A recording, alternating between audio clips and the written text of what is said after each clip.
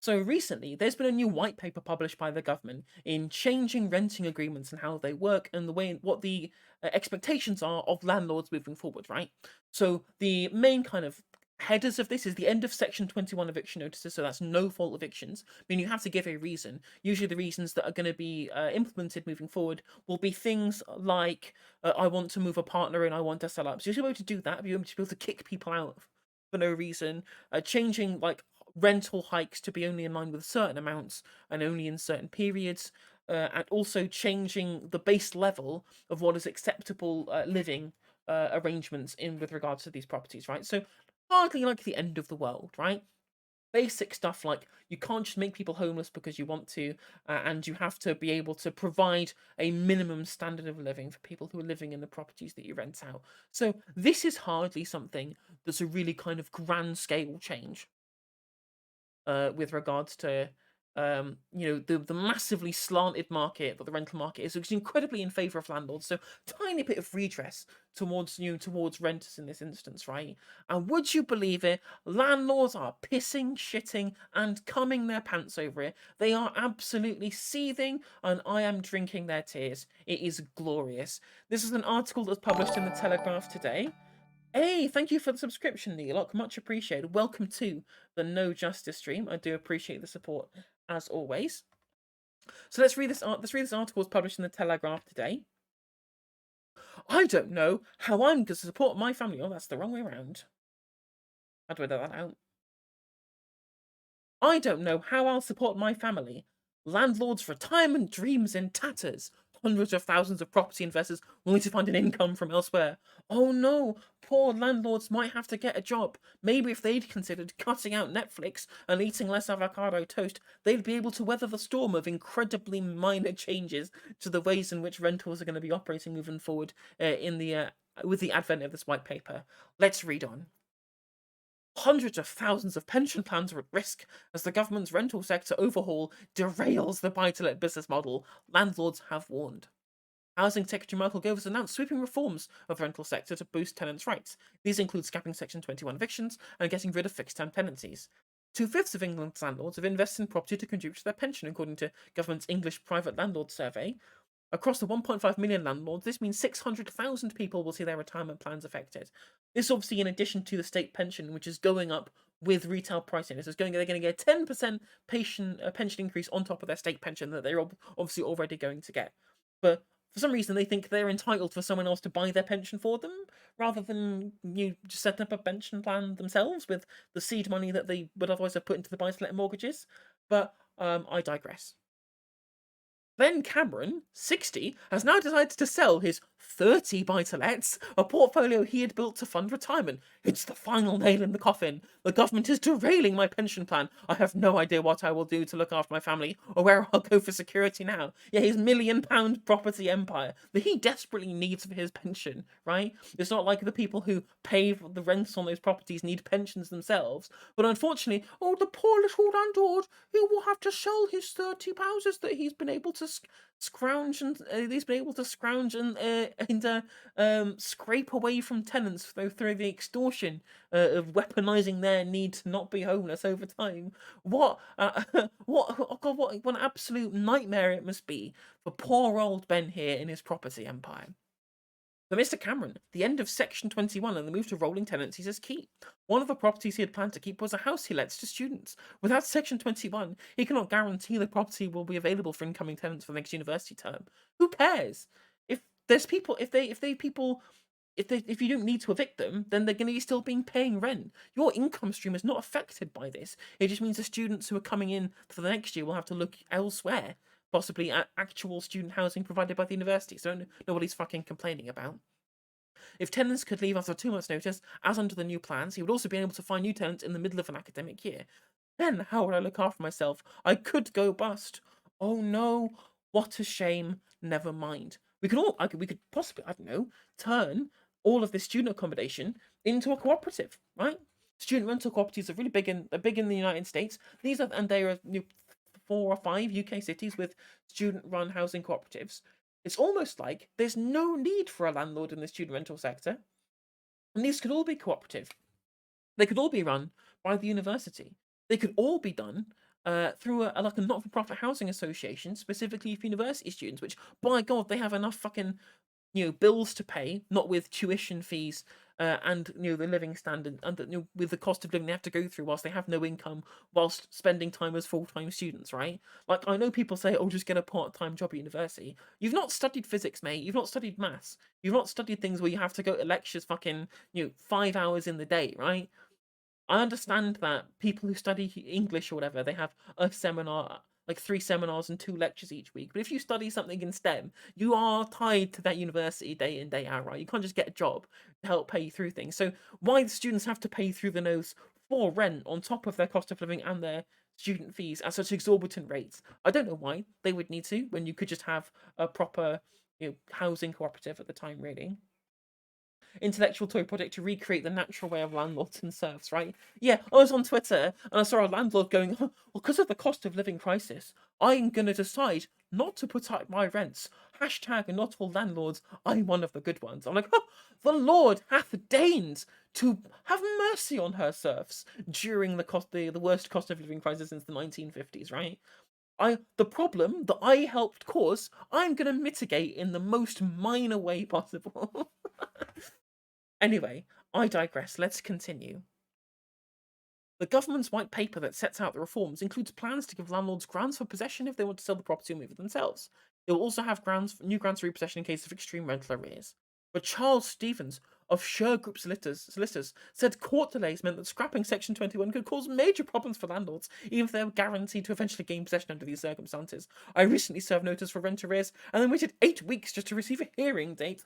Oh, heaven forfend that maybe there might be at least a sliver, a modicum of protection for tenants in the cutthroat world of private rentals." The average time between a landlord's repossession claim and getting their property back in the first 3 months of this year was 55 weeks. The government said that it could target the extreme court delays and introduce an ombudsman to reduce the burden of dispute resolution. But the scrapping of no-fault evictions means that far more claims will need to go through the courts than before. The vast majority of non-payment cases are because people can't afford it, right? So, again, this is the problem that you help cause by being career landlords who own more properties than you have need of, so that you can be able to extort money from your little serfs who are guaranteed to pay you your passive income for your not a real job. I do not care if you have to wait a year to be able to evict someone for non-payment in the case in which they're too poor for a place to live. Tough shit, mate. You made the investment, right? You're not guaranteed returns on your investment. If you're not getting a return on your investment, tough shit. Maybe, again, you should cut down on the Netflix and avocado toast, but I digress.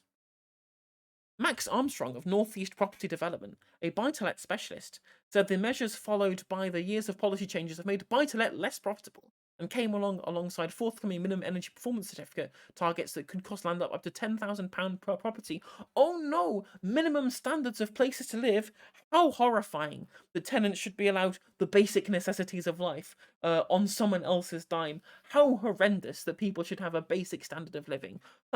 They say that tenants are too hard off. Landlords having to provide a basic standard of living.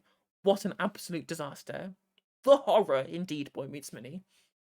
There is a worry that there'll be a cumulative effect when you throw in the upcoming EPC requirements and the reduction in tax relief on mortgage interest will push small landlords out of the market. For Jess Dean, 51, and her partner, the burden is already painful. The couple are self-employed and have built a portfolio of 7 properties in the southwest as their retirement fund. "We didn't have any money until we're in our 40s, and by then it was too late to start a pension. Our only option was property." If you have enough money to be able to inject into the deposit for a buy-to-let mortgage, I'm sure you can just start a pension, right? Maybe not as lucrative a pension as you'd like. In addition, again, to the state pension that you're entitled to, that is continuing to increasing with the retail price index of inflation. You are just too greedy to want to have the pension that everyone else has access to. You need other people to buy your pension for you through the buy-to-let market by extorting their need of a place to live. I'm so sorry for you, Jess, that you might not be able to have the 7 property portfolio worth retirement fund than you wish. Like, the government's buy-to-let crackdown and soaring house prices have already pushed back their plans. Our aim was to have a pre-tax monthly rental profit not turnover, profit of £5,000. We're at 3,500, but that has dropped to 3,200 following the interest rate rises. For two people, that is no longer sustainable. That is literally more than double what I earn monthly in my real job, what I make real money by doing actual work rather than just siphoning money from tenants, right? I earn £1,400 a month on average, depending. I have a commission structure or whatever, so it's usually but around £1,400 to £1,500 a month once you calculate in kind of average bonus, average commission or whatever. And they're a two-person household expecting to have a additional income of £5,000 on top of their regular jobs just for sitting on top of an asset, right? The level of entitlement of these people to just expect the government to be able to bail them out so that they can live their dream of wearing the boots. It's entitlement. And they talk about us, they talk about millennials being entitled to want to have a basic standard of living, yet they seem to be so entitled that they expect us to buy their pension for them by extorting our need for shelter, whilst also, waxing lyrical about how bad it is that they're going to have to provide us with a basic standard of actual living arrangement because of the government's laws, right? The level of entitlement is absolutely fucking staggering. And you'll see boomers are just like this, right? All boomers just fucking act like this, right? A raft of previous measures, such as Euroclimate for electrical checks, have already squeezed profit margins, said Miss Dean. It used to cost £75 to renew a tenancy agreement. We just renewed one, and it cost £100. The red tape costs so much money. She is worried that a requirement for all properties to meet new minimum standards will bring additional costs in the form of paying for checks and certification. Oh no! Basic standard of living, the horror. Sarah Coles of the investment company Hargreaves Lansdowne, which you can just tell from the name is run by absolute fucking cunts, said landlords have been cashing in and moving on as rising costs and tougher regime persuade them there are easier and more profitable ways to make money. And to be fair, this is the result. This is the result of decades of incredibly low interest rates. The investment and property sector has been drunk on historically low interest rates that both new Labour and Conservative governments have artificially kept as low as they possibly can to be able to corral the voting cohort of boomers who have been the major beneficiaries of the marketisation of property since the reforms during the Thatcher years, right? And they know that this is a voting cohort that they have to appeal to. So they've not changed this. They've allowed the bubble to continue to grow and grow and grow and grow and grow by making investments so attractive with these historically low interest rates that as soon as we have some inflation, that's lead to a tiny rise in interest rates up to, what is it, 1.225% now, which is still absurdly low in like the grand scheme of historical interest rates. And now this has pushed them over the edge because so many people have been enticed into the property market because the line has to keep going up. If the line stops going up, that means world less gooder, right? Once the line starts going down, all these boomers that have been coaxed into the property market to be able to keep them as being part of the voting cohort of the neoliberal establishment are now seeing the returns that they were promised by these governments who kept interest rates low suddenly evaporating in front of their eyes, so that they now only get two times like a regular wage of a member of the public rather than three times, right? Again, it's just levels of entitlement that's been bred through successive political policy of the neoliberal establishment, both New Labour and Conservative, over the last decade, of the last 3 decades even rather, to deliberately overinflate the housing bubble to keep the boomer vote at the detriment of millennials and created the housing crisis that we have now. It's the over marketization and this reliance on buy-to-let landlords. It was only in 2011 that private landlords overtook public landlord or public housing as providers, as the majority providers of housing in this country. It was only in 2011. And again, this is the fault of neoliberalism, the fault of the neoliberal establishment, both New Labour and Conservative, over the last 30 years. And quite frankly, they've just been drunk on it for so long that they just think that they feel entitled to huge amounts of profit off of the buy-to-let market. And quite frankly, I am glad that this illusion that's been cultivated over the years is now being shattered. And not even that shattered, they just have to cope with only £3,200 of free money each month rather than £5,000. Heaven fucking forfend. Those who sell up will get hit by inflation if they keep their savings in the bank, so former landlords can instead turn to the stock market. The horror. A stocks and shares ISA will allow them to invest £20,000 each year free of tax. Self-invested personal pensions generally have an annual contribution limit of £40,000, but allowances can be carried over for 3 years. Funds offer greater diversification of risk than investing in individual shares, said Ms. Coles. So literally, there's nothing fucking to complain about. Instead of being able to make huge amounts of money on the backs of working people through extortion, which is what landlordism is, it is extortion, right? Suddenly, that's not an avenue for them. They just have the more modest investment in the stock market using the huge amounts of money that they would have to have had initially to be able to get into the property market in the first place. What a shame. I'm sorry you're going to have to be able to live off of only 3 holidays to the French to go skiing in France each year rather than 5 due to your change in circumstances. What a nightmare for you. A government spokesman said good landlords have nothing to fear from our rental reforms, which will give tenants greater security to challenge unreasonable rent rises and poor practice. We are strengthening the grounds that landlords can use to repossess their homes where there is a legitimate reason. If consulted with landlords, we'll continue to work with them as we repair legislation. Which, again, like, I can't believe I'm siding with the government on this. They are 100% correct. These reforms obviously don't go far enough as far as I'm concerned, but they're good. They're better than nothing.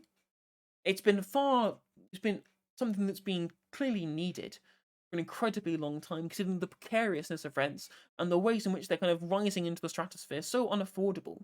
I've always said that a huge part of the cost of living crisis is the fact that, people spend far too much of their income on rent.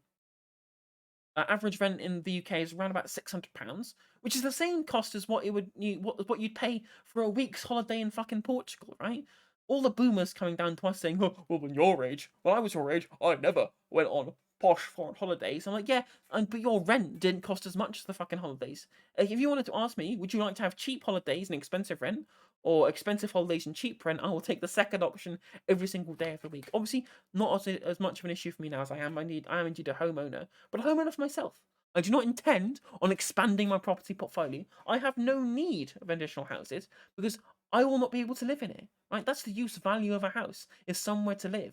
Right? Again, liberals just too concerned, right, with the price of something rather than the value of something. And the value of something is intrinsically linked to its use value to satisfy a human need. HBO Marxist about it, but it's just true.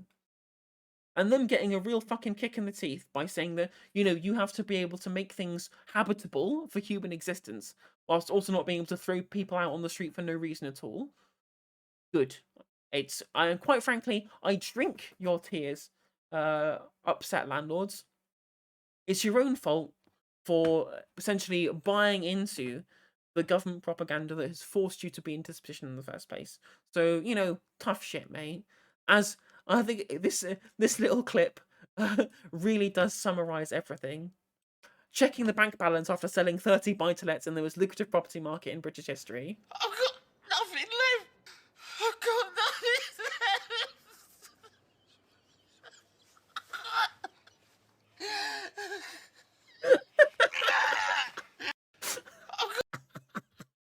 It's so true. That is like the level to which landlords are just like crying crocodile tears. The government are stopping no-fault evictions. Time to sell all 30 buy-to-lets. There'll be no retirement then. I will tell the children. Poor me. Poor me. Poor me. Another drink. Yeah.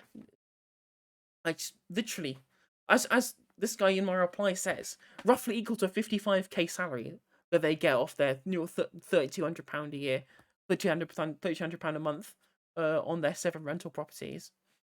And like, there are people who have to look after kids, have to live off of 20k, 19k, 23k, as he says there. So, of all the people who I actually care about with regards to the issues been mentioned here, these people with their 7 buy-to-lets, I do not give a single solitary shit.